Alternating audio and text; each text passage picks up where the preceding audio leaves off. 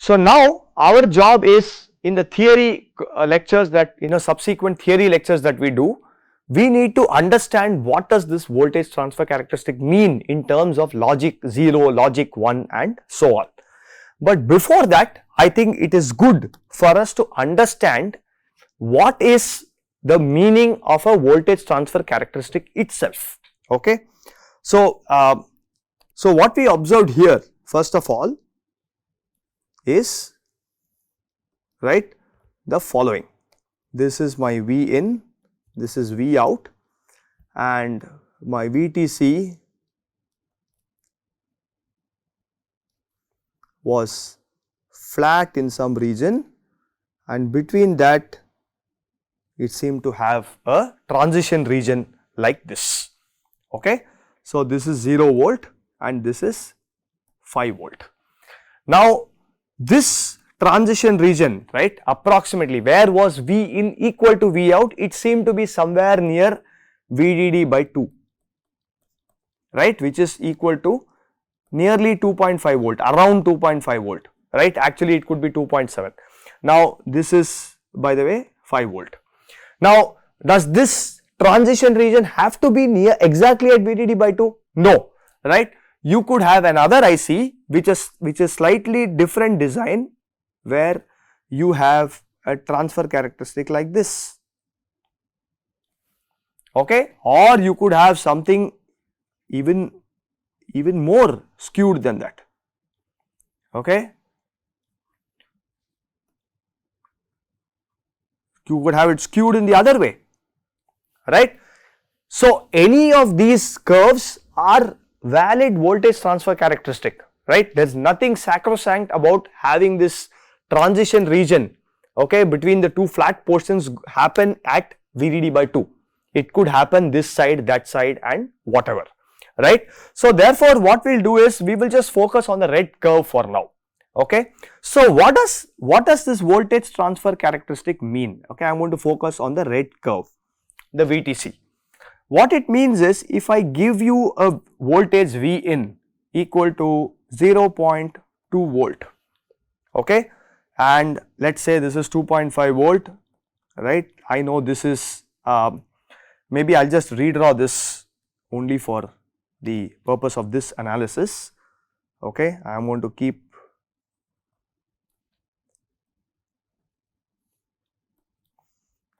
V out versus V in, and I am going to look at only the red curve.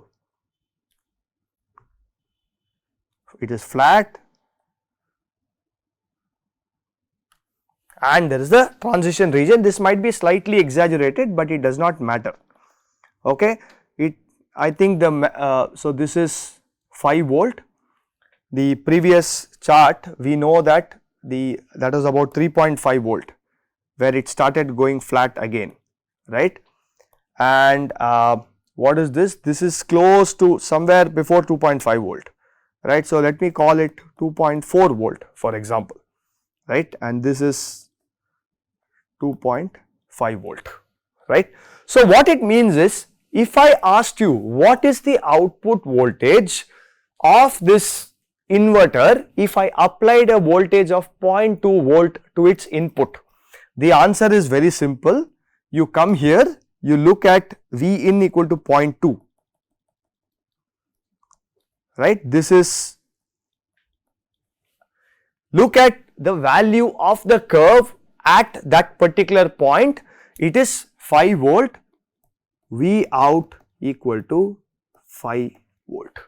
So, just by looking at this curve, by looking at what value the function takes at that given input value, I can tell you what the output of this inverter should be in terms of voltage.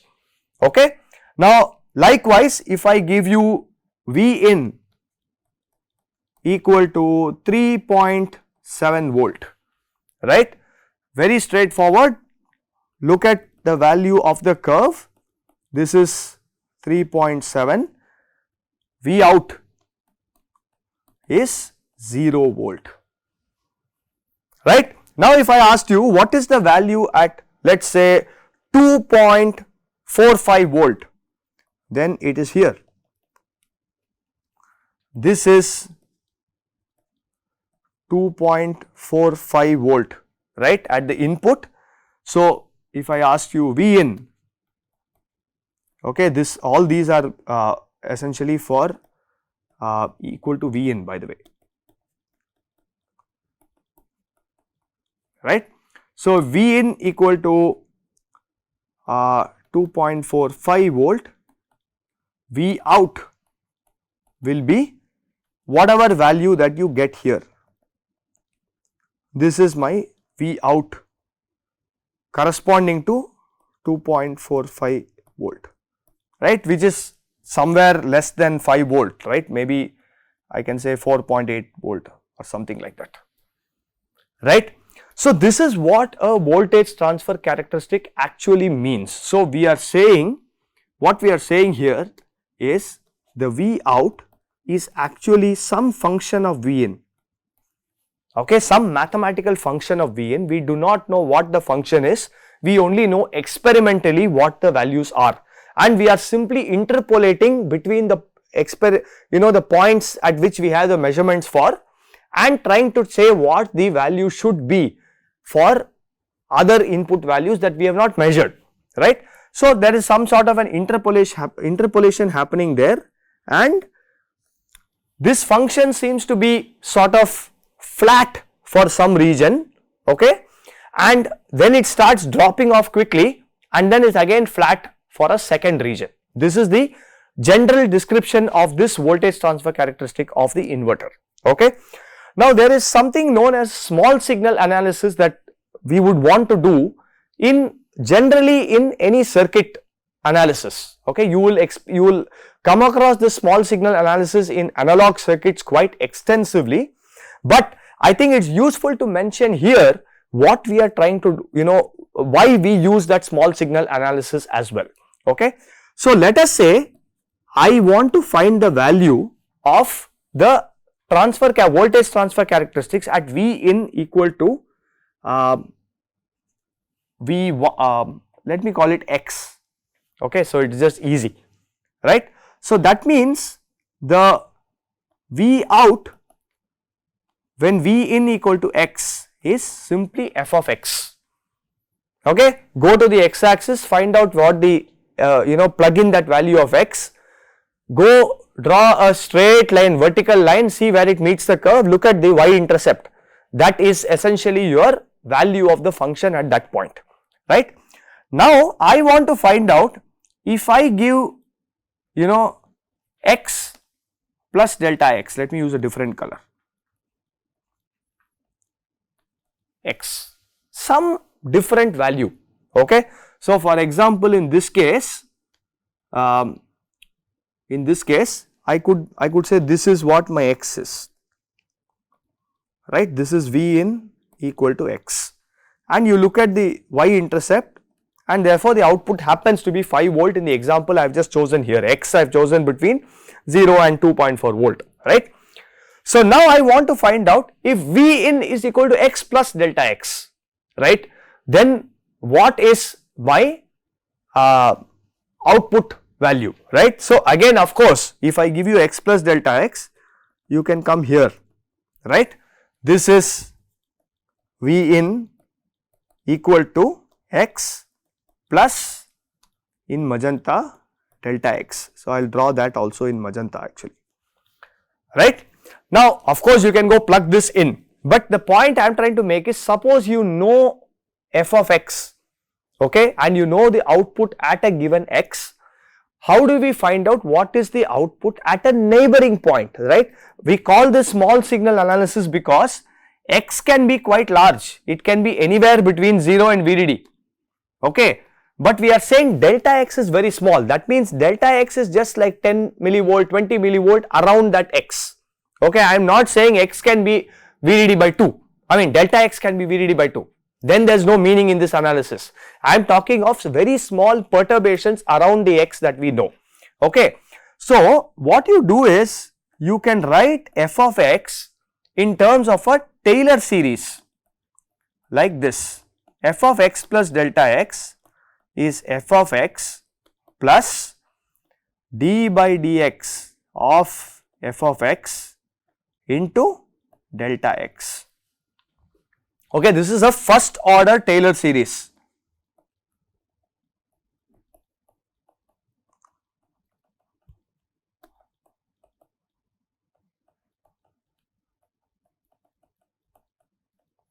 Now you can also write this in terms of higher order, right? You can take 1 by 2 factorial dou squared f of x by dou x squared into delta x squared, delta x cubed, and you can keep going like that, right? The more terms you take, the better you will approximate this function around that point, right? So what we are saying is, if I know f of x plus delta, if I know f of x, then all I have to do is, right, f of x is the value that I know already. I need to know d by dx of f of x, okay, into delta x. Okay, in this case I am saying f of v in plus delta v, okay. I will write as f of v in plus d by dv in of f of v in, okay. Evaluated, this derivative must be evaluated at v in equal to x, by the way, right, evaluated at v in equal to x or whatever, v in equal to v in prime, okay, let me call this, yeah, into delta v. Okay, so effectively we are saying, if you look at this term, it is just dv naught by dv in. So what you need to know is the value of the function at that particular point and the derivative, okay. So effectively with the value of the function at x and its derivative at x, you can predict what the neighboring value must be, right. So that is one way of actually doing this analysis, the small signal analysis, okay. And typically in the case of analog circuit design, this delta x will be some noise that we are looking at, okay. So for example, if you are looking at V in equal to, let us say 1 volt, and then I ask you what is the value of the output when V in equal to 1.01 volt, right. It is very simple. If you look at this region, okay, maybe I will draw the transfer characteristic again, okay, so that it is very clear, because that is quite messy at this point. Okay, this is V out, V in. I am saying I have a transfer characteristic, sorry,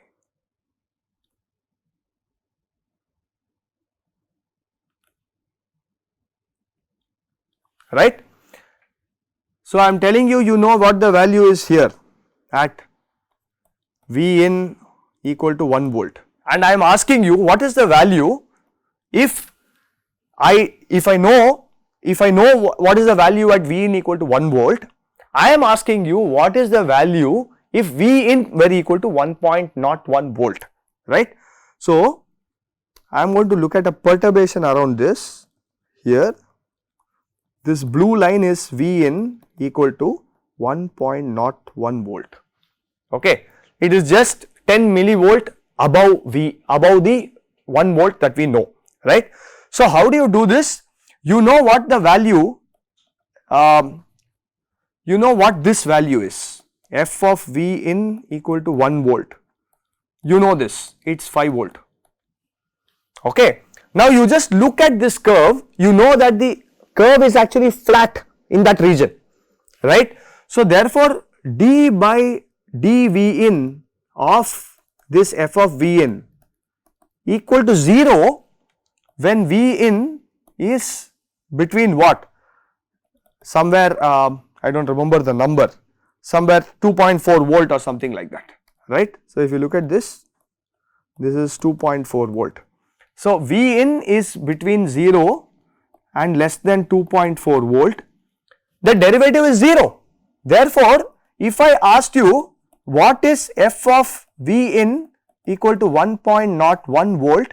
It's actually just f of V in equal to 1 volt plus the derivative, which we know is 0, okay, into the small deviation, that is 0.01 volt.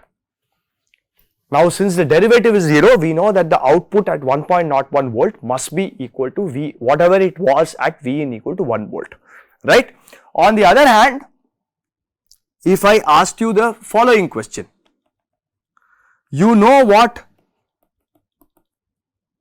2.5 volt, right?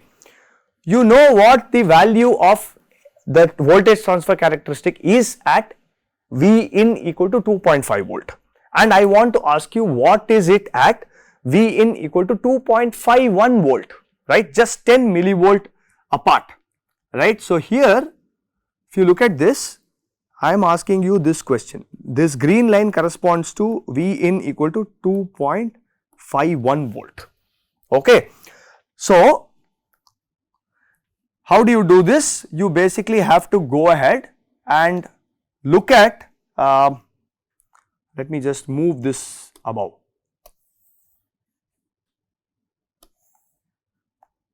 I will keep this there, okay, and so that I can use this space for writing now. Okay. So, I come back here and then I continue. I know what the value of f of 2.5 volt is, okay, f of V in equal to 2.5, let me just write that explicitly, right. This is nothing but somewhere near 2.5 volt actually. The exact value, let us not worry, it could be somewhere near 2.7 something, it does not matter, okay. I will say approximately. Now, I want to ask the question, what is it, what is the output when when V in is 2.51 volt.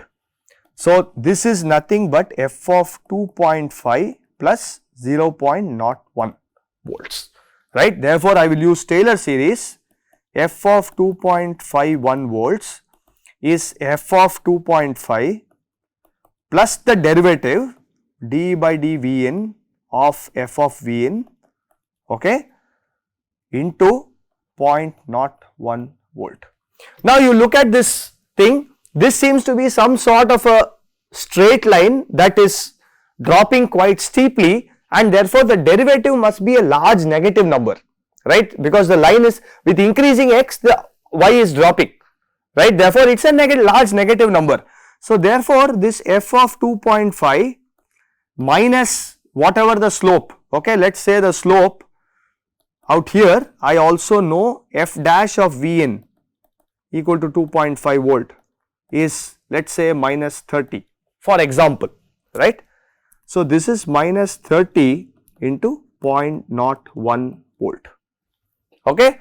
So, we know that, therefore, what do we know? We know that f of 2.5, again let me move this,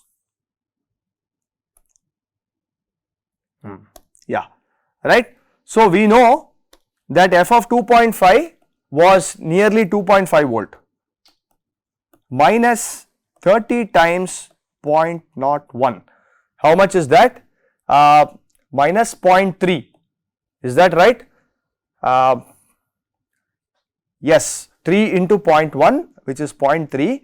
So, you will get 2.2 volt as the answer effectively, right. On the other hand, if I had asked you what is the value of f of 2.49 volt, then it becomes minus 0.01, derivative is the same and it will simply become 2.8 volt, right. So, you can actually calculate this and see for yourself.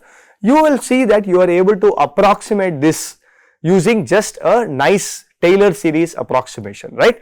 So, this d V out by d V in is a very important factor. This is what we call the gain, because you are changing the input, the output is, if you change the input by a small amount, the output is changing by some large amount if the gain is large, right. If the gain is small, then it changes by a very small amount. So, this derivative is actually what we call the gain in the analog parlance, and this you will encounter on numerous occasions in your circuit design courses that you are going to do in the coming trimesters and coming semesters. So with this background, we will be equipped to analyze what the voltage transfer characteristics mean in terms of logic high and logic 0, which we will do in the coming lectures. Thank you.